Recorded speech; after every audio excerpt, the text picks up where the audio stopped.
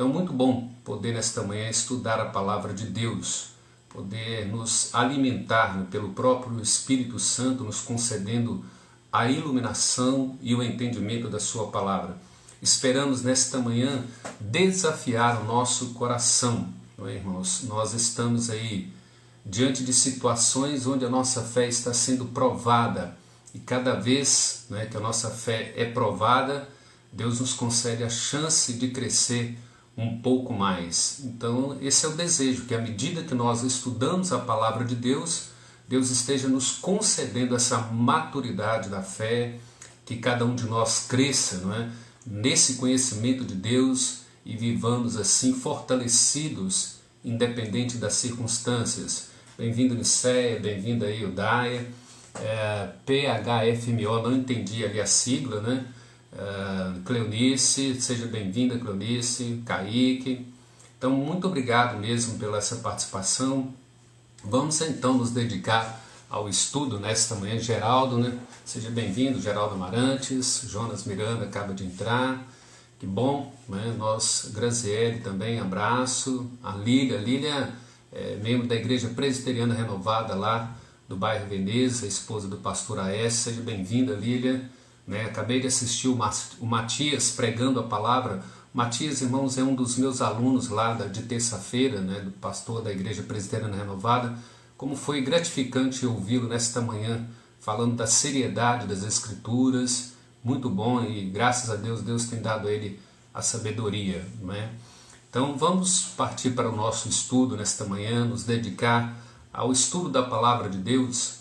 E hoje, como eu disse, irmãos, nós temos um desafio muito grande, porque exatamente nessa situação em que nós estamos vivendo, onde nós somos provados por Deus, né? Foi muito pertinente essa música que a Cleide pediu, que a Welda cantou, quando a nossa fé é provada.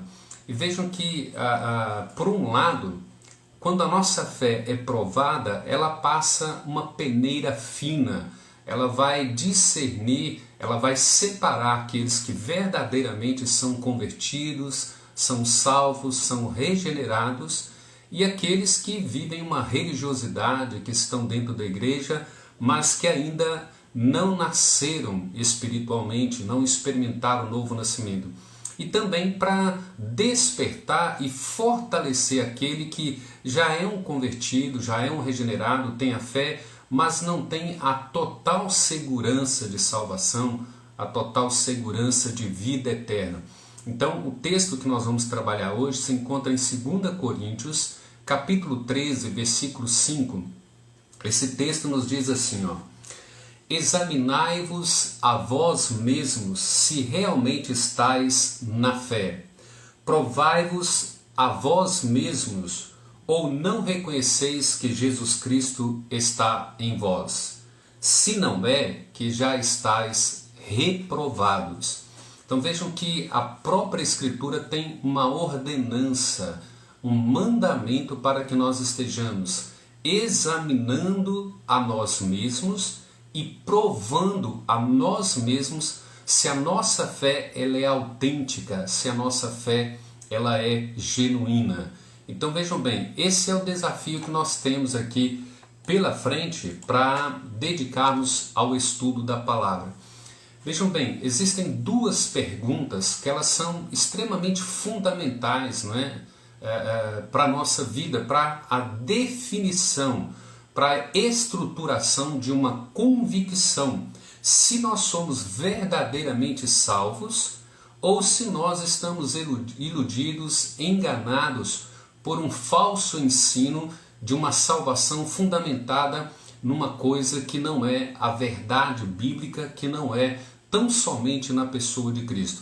Duas perguntas, basicamente, que precisam desafiar cada um de nós nesta manhã e discernir, né, nos ajudar a discernir na nossa mente, no nosso coração, se verdadeiramente nós estamos salvos ou não. Se nós temos segurança, né, de vida eterna, apesar dessa pandemia, apesar de toda e qualquer circunstância, nós vivemos pela fé fortalecidos e amadurecidos em Cristo.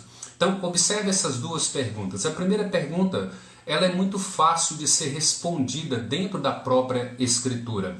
A pergunta é: o que devo fazer para ser salvo? E a segunda pergunta, ela é mais complexa e talvez mais difícil para alguns entender. Como posso saber se estou salvo? Então, a primeira é: o que devo fazer para ser salvo? E a segunda é: como posso saber que estou salvo? Então são duas perguntas diferentes e a Bíblia dá uma resposta específica para cada uma dessas perguntas. Então vejam bem, a resposta para a primeira pergunta, a resposta bíblica, ela é, como se diz, inconfundível, ela é muito clara, muito objetiva. Quando nós olhamos para Atos, capítulo 2, versículo 37 e 38, e também Atos, capítulo 20, versículo 21, nós encontramos ali o ensinamento de Lucas através do sermão de Pedro, dizendo que é preciso se arrepender do pecado e crer em Jesus para que sejamos salvos. O texto diz assim: ouvindo eles estas coisas, compungiu-se-lhes o coração, e eles perguntaram a Pedro e aos demais apóstolos: o que faremos para sermos salvos? E Pedro dá uma resposta simples, objetiva e direta para eles: arrependei-vos dos vossos pecados, crede no Senhor Jesus e sede batizados. Então veja assim, o que devo fazer para ser salvo? A resposta é simples, objetiva. Devemos arrepender dos nossos pecados, crer em Jesus Cristo e sermos batizados. E ele vai dizer na continuidade desse texto, dizendo que isso é uma promessa de Deus Pai para nós, para os nossos filhos e para todos quantos o Senhor chamar pela pregação do Evangelho. Vejam que ele diz que o objetivo do Evangelho é resgatar-nos ou resgatar a nossa vida deste mundo perverso. Então observe que todos os pecadores condenados e convencidos pelo Espírito Santo devem ser motivados, instados, incentivados a desviar os olhos de si mesmo, na sua própria autossuficiência, e olhar tão somente por uma fé piedosa, uma fé convicta, e de fixar tão somente os seus olhos na pessoa de Cristo, na misericórdia de Cristo, na sua obra redentora, na sua graça oferecida no Evangelho. Conforme o autor de Hebreus capítulo 12 nos ensina lá, dizendo que nós devemos olhar firmemente para o autor e consumador da nossa fé. Então vejam que o que devo fazer para ser salvo? Então, basicamente é nos arrepender dos nossos pecados, crer em Jesus como Senhor e Salvador e ser batizado. Esta é a promessa de Deus para mim, para você, para os nossos filhos e para todos quanto o Senhor chamar por meio do Evangelho. Então vejam que não há muita complexidade, muita complicação para entender a primeira pergunta. Contudo, a segunda pergunta, ela exige uma resposta diferente. Então vejam bem, como alguém pode saber que realmente se arrependeu e creu em Jesus para a salvação?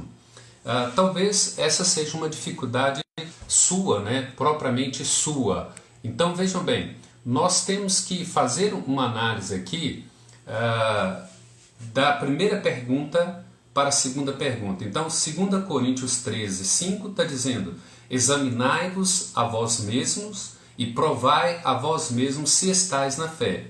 Então a primeira pergunta é: o que devo fazer para ser salvo? Então você vai colocar lá no seu coração: arrepender dos meus pecados, crer em Jesus como o único e suficiente Salvador, e ser batizado.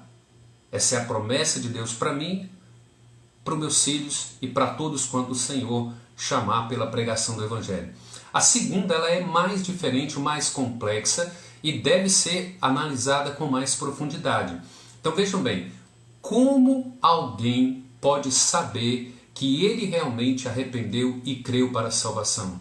Como que alguém pode ter plena convicção de que a fé dele é genuína, de que a fé dele sustentadora para uma vida eterna e que ele jamais será condenado. Vejam bem, observe essa explicação.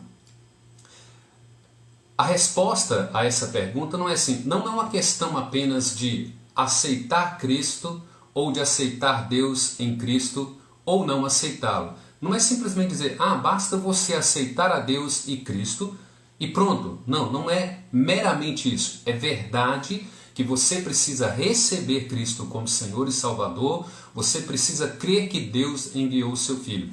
Mas essa pergunta, ela exige uma resposta que vai muito mais além, ela é muito mais profunda.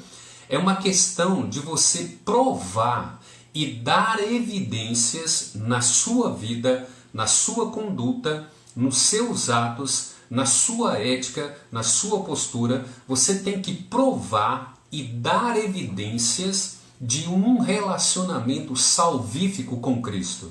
Então preste atenção nisso. Não é meramente pelos nossos lábios dizer que nós cremos em Deus, que nós cremos em Jesus Cristo e que nós o aceitamos como Senhor e Salvador da nossa vida. Não, não é somente isso. Nós vamos desafiar aqui, através de alguns textos, a aprofundar, a examinar o nosso coração, a examinar a nossa mente, provar o nosso coração e provar a nossa mente, de modo que nós possamos provar e dar evidências objetivas, claras, do nosso relacionamento salvífico com Cristo Jesus. E isso é que faz toda a diferença para distinguir aquele que, o que devo fazer para ser salvo? Ele arrepende, ele crê e ele batiza, e ele entende como posso ter certeza de que estou salvo. Então essa é a diretriz, a ordenança, o mandamento que Deus faz através do apóstolo Paulo em 2 Coríntios, capítulo 13, versículo 5. Então vejam bem as expressões desse texto. Olha, examinai-vos a vós mesmos. Então vejam bem, nós temos que abrir as Escrituras, sondar o nosso coração, provar o nosso coração, provar a nossa mente, provar as nossas atitudes, a nossa ética, a nossa conduta, as nossas palavras, os nossos pensamentos precisam ser examinados à luz das Escrituras. Ele diz, você precisa provar a si mesmo para dar as evidências de que você mantém um relacionamento salvífico, transformador em Cristo Jesus.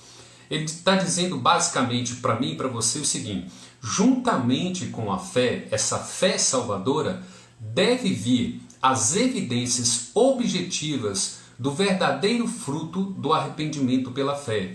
Então ele está dizendo assim, não basta apenas uma confissão labial, verbal. Paulo diz isso em Romanos capítulo 10, se com a tua boca confessares e com teu coração creres, certamente você é salvo e tem vida eterna. Mas ele está dizendo assim, nós precisamos provar, nós precisamos examinar a nós mesmos e nós precisamos dar evidências objetivas, reais, claras. As pessoas precisam ver em nós, nós precisamos ver em nós essas evidências transformadoras que são frutos do verdadeiro arrependimento pela fé.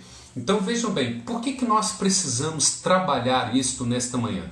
Primeiro, como eu disse no início, nós estamos vivendo um momento onde a nossa fé está sendo provada por essa pandemia, por esse caos econômico, por essa crise de desemprego, por essa necessidade na mesa do ser humano de um alimento, da sustentação da família. Nós estamos sendo provados, lapidados na nossa fé em meio à prova de fogo, não é? Então, o que nós podemos colher diante dessa provação? Ou nós seremos aperfeiçoados na nossa fé, ganharemos estrutura, saímos daqui amadurecidos, convictos, dando evidências de que somos um verdadeiro cristão, ou nós seremos peneirados, né? Vamos afastar de Deus, vamos apostatar da fé, vamos nos rebelar contra Deus, vamos procurar outros recursos fora de Deus e assim então nós não viveremos a verdadeira fé como um genuíno cristão. Por que nós precisamos trabalhar sobre isso além dessas verdades? Veja uma segunda verdade. Existe uma grande confusão no meio evangélico, existe profunda ilusão e engano inundando as igrejas evangélicas de nossa geração. Do que eu estou falando? Devido ao fracasso das pessoas em distinguir a diferença que a Bíblia dá como resposta a essas duas perguntas. Nós precisamos levar isso muito a sério, irmãos. Como eu mencionei aqui logo no início, esse pastor da Igreja Presbiteriana Renovada, o Matias, ele tem estudado conosco a teologia e a gente vê a diferença dele hoje dando uma aula de escola dominical e como que ele direcionou tudo para a Escritura, tudo para o ser de Deus, o propósito do plano soberano eterno de Deus. Isso traz alegria, convicção no nosso coração. O que na verdade está acontecendo na maioria das igrejas evangélicas é que qualquer pessoa que hoje faça essa pergunta para os pastores, dizendo assim, o que eu devo fazer para ser salvo? E como eu posso ter certeza de que eu estou salvo? Então vejam bem, diante dessas perguntas, boa parte dos pastores encoraja essas pessoas simplesmente a descansar em um texto da Escritura, que declara que todos os homens são salvos. Então vejam bem, às vezes os pastores dizem, numa resposta muito simples para essas pessoas, dizendo assim, o que eu devo fazer para ser salvo e como eu posso ter certeza de salvação? Olha, é só você descansar em João 3,16, porque lá diz que Deus amou o mundo de tal maneira que Ele deu o seu Filho unigênito para que todo aquele que nele crê não pereça, mas tenha vida eterna. Então ele faz um argumento simplório disso, dizendo assim, tá vendo? O texto falou que se você crê, e Deus está provando o amor dele por você. Isto é o suficiente, você pode ter certeza e você pode saber que você está salvo e ter certeza de que você tem a sua salvação. Ou às vezes usa outro texto como Tito, capítulo 2, versículo 11, que diz assim, e a graça de Deus se manifestou salvadora a todos os homens. Então diz, olha, tá vendo? Deus foi gracioso para com o homem e ele decidiu salvar todos os homens. Se você crê nisso, então você está salvo. Mas, irmãos, esse é um raciocínio tortuoso, né? Distorcido, mal ensinado, né? E não consegue lidar com o problema real do pecador. Isto não é suficiente para dizer que você está salvo. Isso não é suficiente para dizer a você que você pode ter garantia de vida eterna. Então vejam bem, apenas ler os textos e decorar os textos e saber que esses textos existem, eles não nos dão a certeza de que nós estamos salvos. Nós precisamos aprofundar mais nas Escrituras.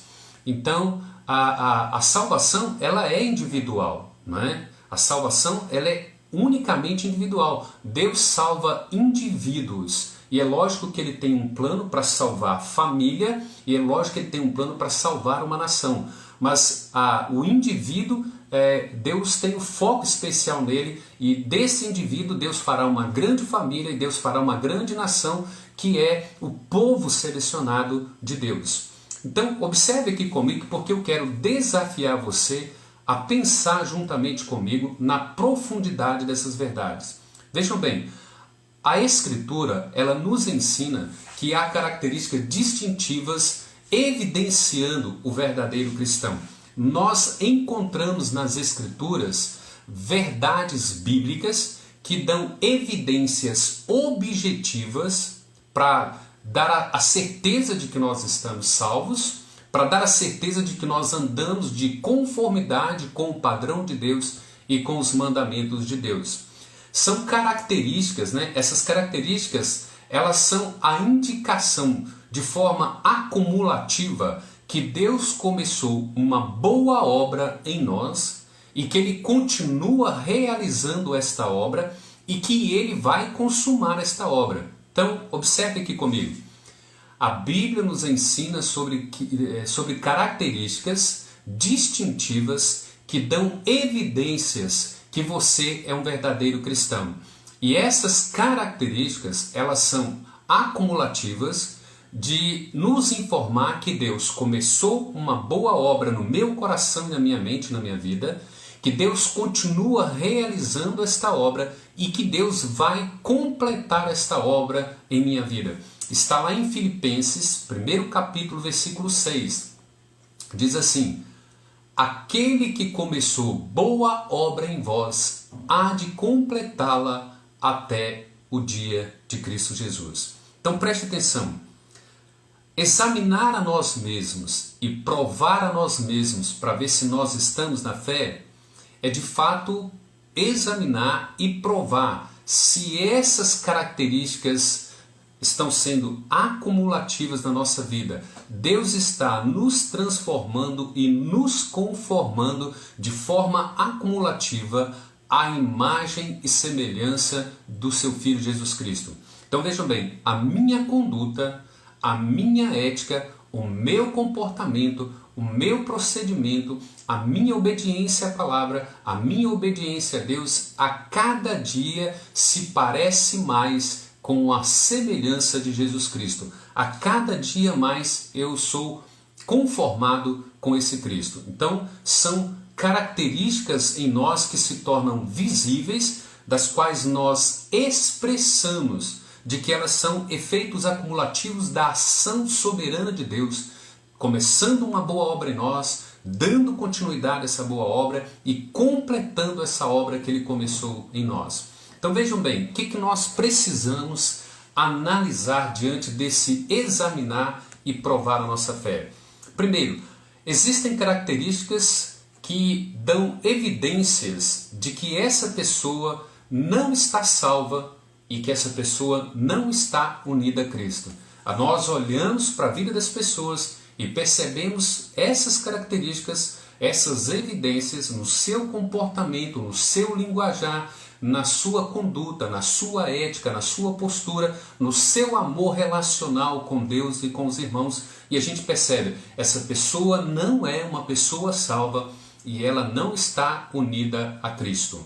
Por outro lado, nós vamos encontrar nas Escrituras características que dão evidências de uma vida e de caráter que expressam essa evidência conclusiva da obra de Deus na minha vida, na vida da igreja, na vida do povo de Deus. Então são características que vão provar, vão testemunhar que a minha vida, que a sua vida, que o nosso caráter, que a vida da igreja, que o caráter da igreja, que a conduta da igreja dão evidências de que Deus está concluindo a sua obra em nós. Então a pergunta é, eu estou salvo ou eu não estou salvo? Né? E nós daremos então aqui uma abordagem bíblica, onde nós vamos examinar os textos, para examinar o nosso coração, para provar o nosso coração, se de fato nós estamos na fé,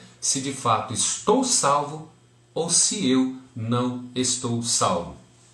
Então, observe aqui, todo o ensino bíblico, ele nos ordena a considerar essa evidência objetiva da obra de Deus em nossos corações. Nós temos o dever, você enquanto cristão, tem o dever de examinar a si mesmo e de provar a si mesmo e ver se você está na fé, se você, com base nesse exame, você consegue concluir se você é um verdadeiro filho de Deus ou se você não é um verdadeiro filho de Deus. Mateus, capítulo 7, versículo 21, vai dizer assim, ninguém pode dizer Senhor, Senhor por si mesmo, né, se ele não obedece a Deus e se ele não guarda os mandamentos de Deus. Então ele diz assim, nenhum ser humano pode dizer, né, chamar a Deus de Senhor, chamar a Jesus de Senhor e Salvador, se ele não guarda os mandamentos de Deus, se ele não coloca em prática, se ele não obedece, se ele não estabelece os princípios de Deus, os mandamentos de Deus, como princípios da sua vida prática, da sua conduta e do seu relacionamento. João, capítulo 10, versículo 27, Jesus vai dizer assim, eu conheço as minhas ovelhas e elas me conhecem, elas ouvem a minha voz e elas me seguem. Então vejam bem, olha a distinção, não é meramente dizer, eu creio em Jesus, eu estou arrependido dos meus pecados e eu creio que eu estou salvo. Não, Jesus está dizendo assim, olha, Jesus está dizendo em João 10, 27, eu conheço as minhas ovelhas, elas ouvem a minha voz. Como que nós ouvimos a voz de Cristo? Ele diz assim, elas me seguem. Seguem como? Em obediência à palavra de Cristo, em obediência aos mandamentos de Cristo. Então, se nós não obedecemos, se nós não guardamos os seus mandamentos, é certo que nós estamos dando evidências de que nós não somos filhos de Deus. Então vejam bem, as minhas ovelhas, elas ouvem a minha voz, eu as conheço e elas me seguem. Então vejam bem, 1 Coríntios 6,9 diz assim, ou não sabeis que os injustos não herdarão o reino dos céus? Ele diz assim, não vos enganeis, nem impuros, nem idólatras, nem adúlteros, nem efeminados, nem sodomitas, nenhum desses habitará o reino de Deus. Então não é meramente alguém dizer pelos lábios que confessa, que está arrependido, que crê. É necessário dar evidências objetivas de transformação, evidências do efeito da operação de Deus, do trabalho de Deus, nos transformando a cada dia a imagem e semelhança de Cristo. Em 2 Timóteo 2,19, nós encontramos isso também, Jesus nos ensinando ali, ou Paulo nos ensinando, através dos seus ensinamentos, né? 2 Timóteo 2,19, o texto diz assim, entretanto, o firme fundamento de Deus permanece, tendo este selo, o Senhor conhece os que lhe pertencem, e mais, aparte-se da injustiça todo aquele que professa o nome de Jesus. Então vejam bem, Deus conhece os que lhe pertencem e aqueles que pertencem a Cristo não têm uma confissão meramente labial. Ele tem atitudes, evidências, demonstração de ações, de determinações, de mudança de vida. Ele não vive na prática da injustiça, ele não pratica injustiça. Gálatas, capítulo 5, do versículo 19 ao versículo 21, Paulo trabalha ali as obras da carne, que ele quer dizer, olha, idolatria, inveja, prostituição, discórdia, contenda, ciúmes, avareza, né? Gritarias, blasfêmias, todas essas coisas que são condenadas por Deus. Então ele diz assim, uma pessoa que se arrependeu dos seus pecados, creu em Jesus e foi batizado, para que ela tenha plena convicção de que ela é filha de Deus, ela tem que dar essas evidências. Ela abandona todas as obras da carne e ela vai se revestir, então, do fruto do Espírito Santo que começa em Gálatas, capítulo 5, do versículo 22 em diante. Mas o fruto do Espírito é amor, é alegria, é longanimidade, é benignidade, é mansidão, é domínio próprio, e contra essas coisas não há condenação. Então nós temos todos esses textos, irmãos, mostrando que o ensino da Escritura nos ordena a considerar as evidências objetivas de que Deus está operando em nosso coração e que Ele está nos moldando, nos transformando, nos conformando ao padrão dele, ao padrão de Sua palavra, e com base nisso nós percebemos e testemunhamos de que nós somos verdadeiramente filhos de Deus.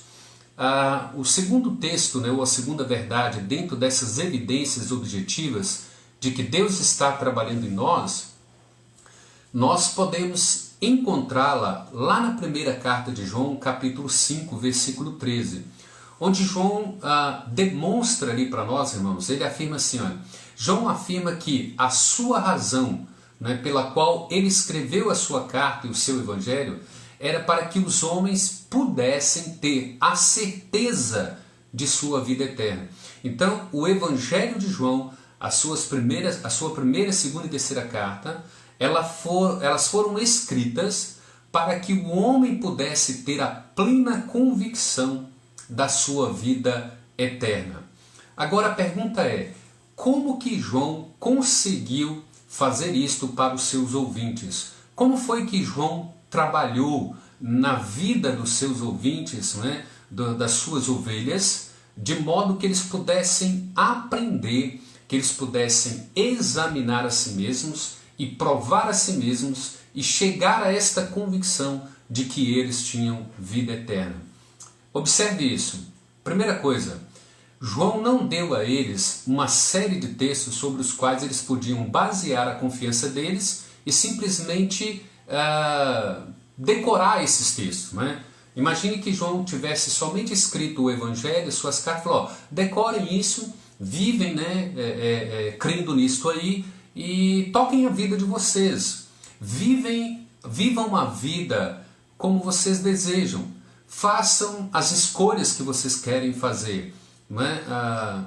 Busquem a alegria de vocês onde vocês desejarem. Procure a paz onde vocês quiserem procurar. Desde que vocês, né, creiam no que está escrito aqui e desde que vocês decorem isso. Observe, irmãos, que essa é uma realidade de muitos cristãos e de muitas igrejas evangélicas. Muitos evangélicos meramente confiam no que está escrito e decoram o que está escrito. Mas isso não afeta a vida deles. Isso não gera transformação na vida deles. Vejam bem, constantemente nós estamos vendo evangélicos ali ou aqui com um copinho de cerveja, com um copinho de vinho, com um copinho de não sei o que, em festas, em nights, em baladas e outras coisas mais. Existem os evangélicos gospels, né? Ou que vivem a vida do prazer, do hedonismo, como querem, como desejam.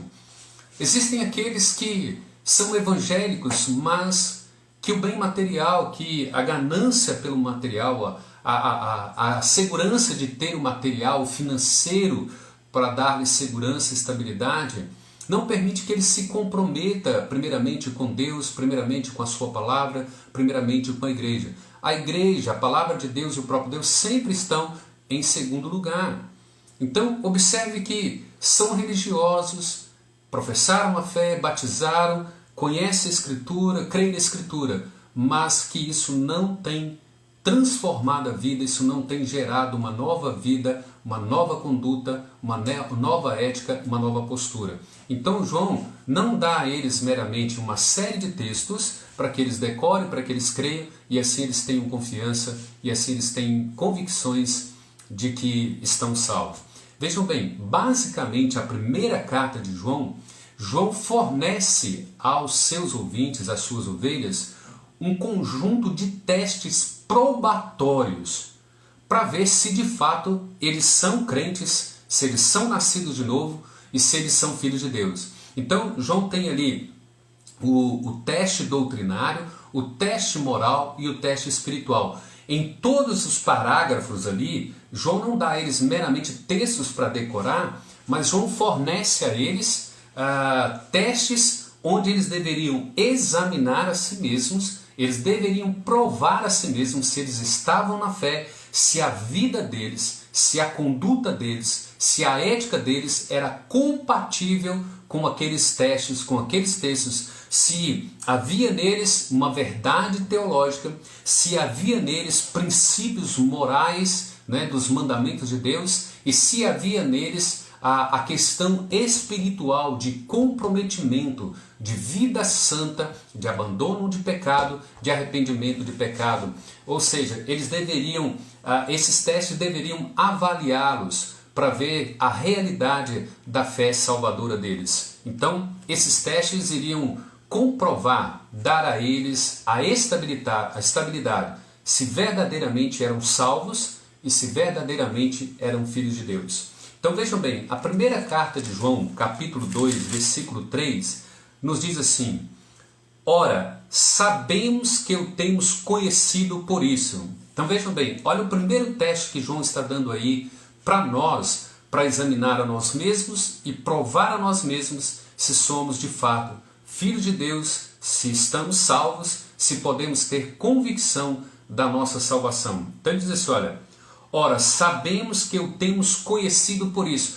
Como que nós temos plena convicção de que nós conhecemos a Deus, de que nós conhecemos a Cristo como nosso Senhor e Salvador? Ele vai dizer assim, se guardamos os seus mandamentos.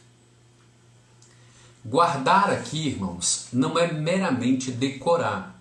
A palavra guardar aqui é algo que nós estabelecemos como princípio de vida, como essencial à vida. É algo que nós praticamos, é algo que nós vivemos por ele e estabelecemos diretrizes e condutas com base nesses mandamentos. Então ele está dizendo assim, olha, faz esse teste, prova a ti mesmo. Você conhece a Deus? Qual a evidência que você pode dar? Eu guardo os seus mandamentos. Eu pratico os seus mandamentos. Os seus mandamentos são princípios de vida, de ética, de conduta, de postura, de relacionamento com Deus e com os demais. Então, esse é o primeiro teste que João está dando aí para eles. E dá para nós, não é? Então, não é meramente crer nos textos, mas fazer esses testes teológicos, morais, espirituais e aplicá-los à nossa vida. Vejam 1 João 3, versículo 14, vai dizer assim, olha, nós sabemos, vejam bem, olha, nós sabemos que já passamos da morte para a vida. Por quê? Porque nós amamos os nossos irmãos. A Escritura não nos diz para amar pessoas perfeitas ou pessoas falhas ou pessoas deficientes. Ela diz assim, nós sabemos que passamos da morte, ou seja, nós sabemos que nós saímos da morte espiritual, nós sabemos que fomos ressuscitados por Cristo. Por quê? Porque nós amamos os irmãos de forma incondicional. Amamos os nossos irmãos de forma sacrificial. Ele diz assim, aquele que não ama permanece na morte. Irmãos, nós podemos ver isso claramente em todas as Escrituras.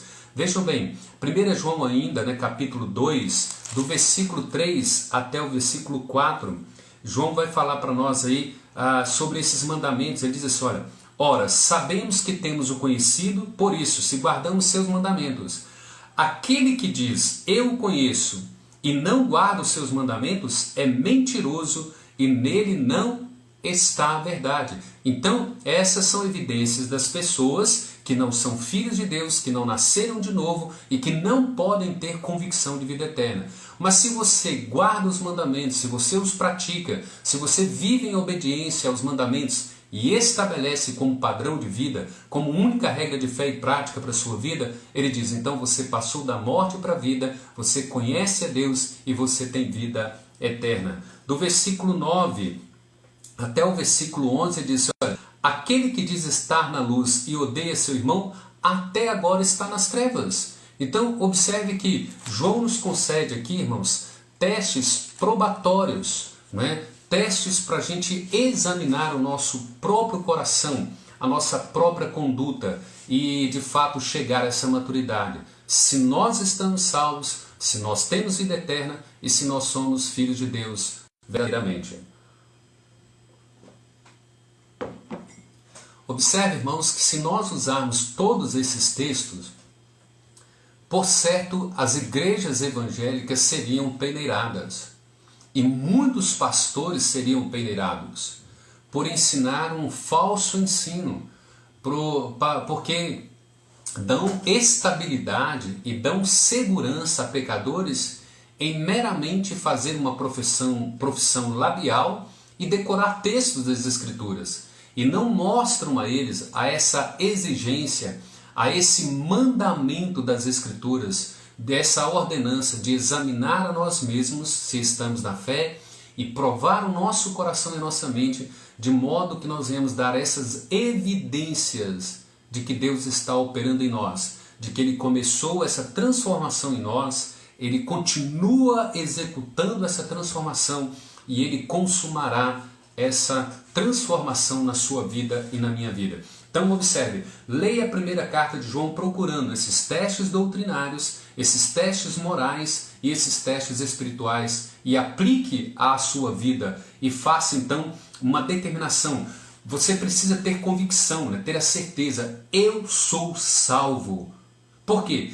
Eu tenho características, não é? Eu tenho traços na minha vida que dão evidências plenas dessa transformação, dessa operação de Deus em minha vida, de como Deus de fato trabalhou em mim, de como Deus operou na minha vida, de como Deus de fato fez uma obra sobrenatural em mim. Então, observe isso aqui. É preciso conformar as nossas vidas com um padrão objetivo de Deus, com um padrão estabelecido por Deus para a vida de um cristão. Depois você dá uma olhada em Colossenses capítulo 3, do versículo 1 até o versículo 16, ali nós temos o padrão, o princípio de Deus estabelecido por uma vida ou para a vida de um cristão. Ali nós temos evidências claras para você examinar a si mesmo e provar a si mesmo se você é um verdadeiro cristão. Ele começa assim, olha, se você foi ressuscitado com Cristo, busca as coisas lá do alto onde Cristo vive. Buscai as coisas lá do céu, pensai nelas e não nas coisas que são aqui da terra. Não é? Versículo 5 ele diz, fazei pois morrer a vossa natureza terrena. Versículo 9, 8, 9 e 10 ele vai dizer, despojai-vos, despide o velho homem para se revestir do novo homem que se refaz no pleno conhecimento de Deus. Então a nossa vida precisa ser conformada com esse conhecimento de Deus, à medida que nós vamos dando evidências de que Deus vem conformando a nossa vida, transformando a nossa vida, de acordo com esse padrão objetivo, santo, que é a evidência de um verdadeiro cristão, de um verdadeiro filho de Deus. O versículo 12 de Colossenses 3 vai dizer assim, nós precisamos nos revestir de ternos afetos de misericórdia, de mansidão, de longanimidade, benignidade e exibir a transformação que Deus tem feito na nossa vida como um verdadeiro cristão, como um genuíno cristão. Assim, nós então obedeceremos essa palavra de ordenança que nós temos em 2 Coríntios, capítulo 13, versículo 5. Examinais a vós mesmos se estáis na fé, provai-vos a vós mesmos se é que nós estamos ainda na fé. Então nós precisamos fazer esse exame. Então vejam bem, nós precisamos considerar aqui alguns pontos dessa era, não é? A nossa era é a era do intenso pragmatismo, relativismo, pluralismo. Precisamos considerar uma área de motivação relacionada à nossa atividade religiosa. O pragmatismo diz assim, olha, tudo que funciona nós temos que fazer. Se dá certo, vamos colocar em prática. Dá certo decorar a Bíblia? Dá certo crer na Bíblia e você tem vida eterna? Então vamos fazer isso. Vamos decorar a Bíblia, vamos crer na Bíblia e nós estamos salvos. Não se preocupe com esse exame, com essa prova de fé, de evidências de que você é um verdadeiro cristão. E isso é o relativismo, né? Ele diz assim, o que é verdade, o que é fé, o que é cruz, o que é salvação, o que é vida eterna, não há condenação, não há inferno, tudo é relativo. Não há uma verdade absoluta. Não há verdade, não há o absoluto de Deus com base nas Escrituras. Essa é a ideia, então, do relativista. Então, o pluralismo ele traz uma variada, né, ideias e ensinos de informações bíblicas que você não tem fundamento, mas elas estão lá. Você crê naquilo e você, então, tem a sua vida eterna. Vejam bem, a Bíblia é muito clara em suas afirmações. Por exemplo, a motivação, ela muitas das vezes é a coisa que distingue, que separa aquilo que é um ato virtuoso, salvífico, e aquilo que é um ato pecaminoso, condenatório. Então, Mateus 6,1, quando Jesus nos adverte ali, né, deixai-vos de exercer a vossa justiça, né, para serem percebidos pelos homens, de serem vistos pelos homens, né? Não exerça a vossa justiça para que sejam vistos pelos homens. Então ele trata ali da real motivação pelas quais eles estão exercendo justiça. E Mateus 5,20 ele diz assim: se a vossa justiça não excederem muito aos escribas e fariseus, vós jamais entrareis no reino dos céus. Então Jesus está dizendo assim: qual é a motivação da sua vida cristã? O que te motiva a viver uma vida cristã? O que te motiva a dar evidências de que você é um verdadeiro cristão? O que te motiva a verdadeiramente viver de conformidade com as Escrituras? É porque você entendeu quem é Cristo, você entendeu o quão pecador você é, você entendeu que você precisa abandonar todos os seus pecados, que você precisa crer em Jesus como o único e suficiente Salvador e que a sua vida agora ela está sendo transformada, conformada de dia em dia, de glória em glória, até que você se pareça com Cristo. Essa é a motivação que você tem. Você não busca Deus para a libertação da Covid, você não busca Deus para uma prosperidade, você não busca Deus para uma cura, você não busca Deus, né, para ter bens materiais, mas você está se curvando diante de Deus, porque você entendeu e você percebe todas essas evidências de uma obra que Deus começou na sua vida, de uma obra que Deus está a cada dia te conformando à imagem do Filho dele. E você tem plena convicção de que Deus completará esta obra. Então vejam bem, o que você deve fazer para ser salvo? Como eu posso ter certeza de que eu estou salvo? Você pode ter certeza de que está salvo quando você dá evidências dessa operação, dessas evidências de uma obra que Deus tem feito na sua vida e a cada dia mais, na sua ética, na sua conduta, em suas palavras, na sua vestimenta, no seu relacionamento com o próximo, no seu relacionamento com Deus, no seu comprometimento com Cristo, no seu comprometimento com a igreja, dão evidências de que Deus está transformando a sua vida dia após dia para a glória dele. Nós temos, irmãos, que aprender essas distinções e usar as faculdades que Deus nos deu, a fim de nos aprofundar nos textos, sair da superfície dos textos para irmos nas suas raízes e compreender como que a Escritura transforma a nossa vida. Nós não somos meros cristãos labiais e que decoram a Escritura. Nós somos cristãos autênticos, genuínos, onde a nossa vida, onde toda a nossa vida, onde todas as áreas da nossa vida dão evidências de que Deus está nos transformando dia após dia à imagem e semelhança de Jesus Cristo, para a honra e para a glória de Deus Pai. Quais são as aplicações, irmãos, para a gente poder concluir então os estudos?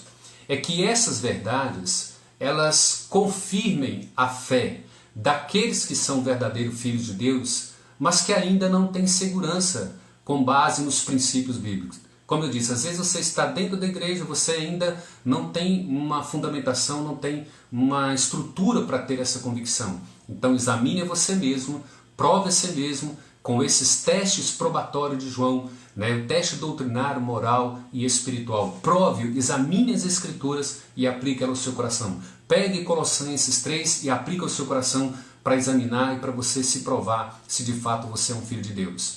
Segundo, nós temos que usar as faculdades que Deus nos deu e ir à profundidade desse texto, nas raízes desses textos, para eliminar as falsas esperanças desses que estão iludidos, cuja ilusão foi confirmada por um ensino falso, incorreto, dado por esses falsos pastores, por esses falsos pregadores, falsos mestres, e que eles não podem dar segurança, e que eles não têm segurança de vida eterna. Isso é muito pertinente para os nossos dias. E todos esses textos, todas essas evidências que nós trabalhamos aqui, esse mandamento, essa ordenança, 2 Coríntios 13:5, deve esclarecer as questões para todos os pregadores, para todos os pastores, todos os evangelistas, todos os professores, todos aqueles que ensinam a palavra de Deus. Então, irmãos, que Deus assim nos abençoe, Que Deus faça com que toda a sua honra, toda a sua glória seja exibida em nossas vidas, em nosso compromisso de fé com Ele. Deus assim nos abençoe. Tenha um dia abençoado na presença de Deus. Não é? Que Deus lhe conceda graça.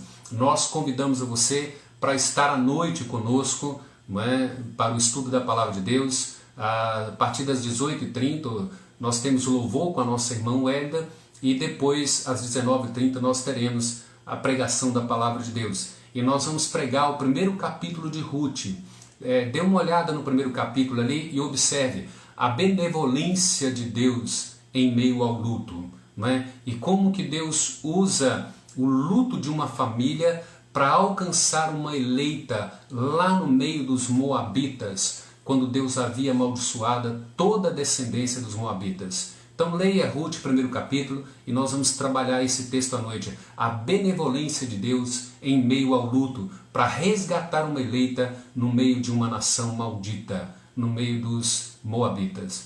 Então que Deus nos abençoe e que assim nós tenhamos a graça de Deus sobre as nossas vidas. Tenha um bom descanso